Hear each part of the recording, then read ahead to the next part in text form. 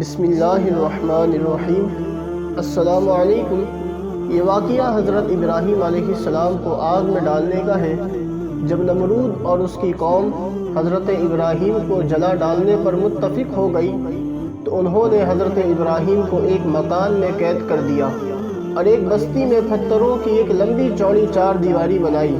پھر لکڑیاں جمع کرنے لگ گئے اور سب نے جوش و خروش سے اس میں حصہ لیا۔ جب انہوں نے کثیر تعداد میں ہر طرح کی لکڑیاں جمع کر کے آگ لگائی تو اس کے شعلے اتنے بلند ہوئے کہ اگر اس طرف سے کوئی پرندہ گزرتا تو وہ اس آگ کی تپش سے جل جایا کرتا تھا۔ پھر ایک منجنیق یعنی پتھر پھینکنے والی مشین کھڑی کی گئی اور حضرت ابراہیم کو باندھ کر اس میں رکھ دیا۔ اس وقت حضرت ابراہیم کی زبان مبارک پر تھا حسبی اللہ و نعم الوکیل، یعنی مجھے اللہ کافی ہے اور وہ کیا ہی اچھا کارساز ہے۔ حضرت جبرائیل علیہ السلام حاضر ہوئے۔ آ کر آپ نے عرض کی کیا کچھ کام ہے؟ حضرت ابراہیم نے فرمایا تم سے کوئی کام نہیں۔ حضرت جبرائیل نے عرض کی تو اپنے رب سے سوال کیجئے۔ حضرت ابراہیم نے فرمایا سوال کرنے کے مقابلے میں اس کا میرے حال کو جاننا میرے لیے کافی ہے۔ یہاں پر یہ بات یاد رکھیے، حضرت ابراہیم کا سوال نہ کرنا تسلیم کی ایک خاص صورت تھی، ورنہ ہمیں بہرحال مصیبت اور بلا کے وقت دعا کرنے کا حکم ہے۔ بہرحال جب لوگوں نے عمارت کے کنارے تک حضرت ابراہیم کو بلند کیا تو حضرت ابراہیم نے سر اٹھا کر آسمان کی طرف دیکھا۔ اس وقت آسمانوں، زمینوں، پہاڑوں اور فرشتوں نے فریاد کی اے اللہ، تیرے نام کو بلند کرنے کی پاداش میں حضرت ابراہیم کو جلایا جا رہا ہے۔ اللہ تعالیٰ نے ارشاد فرمایا مجھے یہ بات معلوم ہے، اگر وہ تمہیں پکارے تو تم اس کی ضرور مدد کرنا۔ جب حضرت ابراہیم نے آسمان کی طرف نظر اٹھائی تو عرض کی اے اللہ، تو واحد ہے اور میں زمین میں تنہا ہوں اور زمین میں میرے علاوہ اور کوئی بندہ ایسا نہیں جو تیری عبادت کرے، مجھے تو ہی کافی ہے اور تو بہت ہی اچھا کارساز ہے۔ یہ کہنے کے بعد حضرت ابراہیم علیہ السلام کو آگ میں ڈال دیا گیا۔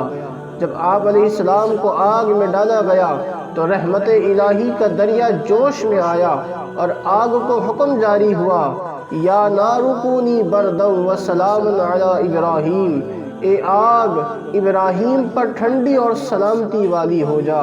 چنانچہ آگ کی گرمی ختم ہو گئی اور روشنی باقی رہی اور اس نے ان رسیوں کے سوا اور کچھ نہ جلایا جن سے حضرت ابراہیم کو باندھا گیا تھا۔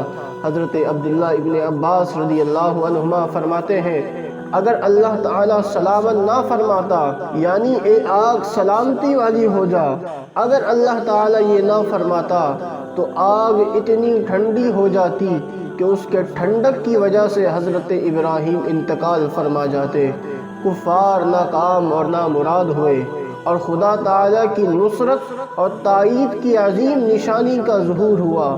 چنانچہ اللہ تبارک و تعالیٰ فرماتا ہے اور انہوں نے ابراہیم کے ساتھ برا سلوک کرنا چاہا تو ہم نے انہیں سب سے زیادہ نقصان اٹھانے والا بنا دیا۔ ایک مقام پر اللہ تعالیٰ ایک اور جگہ فرماتا ہے انہوں نے اس کے ساتھ فریب کرنا چاہا تو ہم نے انہیں نیچا کر دیا۔ اسی طرح ایک اور مقام پر رب تعالیٰ فرماتا ہے اللہ نے انہیں آگ سے بچا لیا، بے شک اس میں ایمان والوں کے لیے ضرور نشانیاں ہیں۔ حضرت ابراہیم جب سلامتی کے ساتھ آگ سے باہر تشریف لے آئے تو کفار کو پھر سمجھایا اور دعوت توحید دی اور انجام آخرت سے ڈرایا۔ چنانچہ ارشاد فرمایا کہ تم آپس میں ایک دوسرے سے دوستی اور محبت رکھتے ہو اور باہم سیرت اور طریقے میں اپنے دوستوں رشتہ داروں سے جدا نہیں ہونا چاہتے، اسی وجہ سے تم نے کفر اور شرک کے طریقے کو مضبوطی سے تھام رکھا ہے۔ لیکن یاد رکھو تمہاری یہ دوستی اس فانی دنیا تک ہی محدود رہے گی اور قیامت میں تمہارے چھوٹے بڑے سب ایک دوسرے سے بیزار ہوں گے اور پیروکار اپنے سرداروں پر لعنت کرنے لگیں گے اور تم سب کا ٹھکانہ جہنم ہوگا۔ حضرت ابراہیم کے آگ سے صحیح سلامت تشریف لانے کا معجزہ دیکھ کر حضرت لوط علیہ السلام نے آپ کی رسالت کی تصدیق کی اور حضرت ابراہیم کے دامن سے وابستہ ہو گئے۔